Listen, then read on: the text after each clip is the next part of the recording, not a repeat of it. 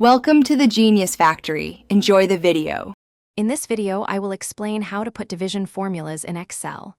To begin, every formula in Excel starts with an equal sign. For division, you will use the / symbol. You can divide two specific numbers, or more commonly, divide values found in different cells. This fundamental approach ensures accurate calculations every time you need to perform division within your spreadsheets. Let's start with dividing specific numbers.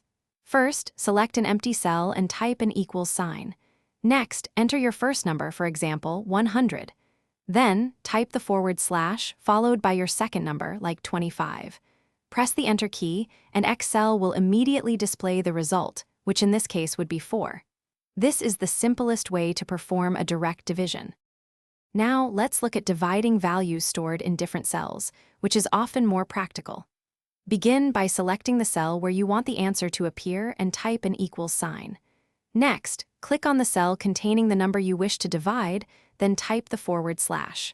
Finally, click on the cell with the number you are dividing by and press Enter. Excel will then show the calculated quotient. A crucial point to remember is avoiding division by 0, which causes a common error message. To prevent this, you can use the IFER function. For example, wrap your division formula with an IFER, specifying what to display if an error occurs, such as a 0 or a blank cell. This ensures your spreadsheet remains clean and professional, even when a divisor might accidentally be 0.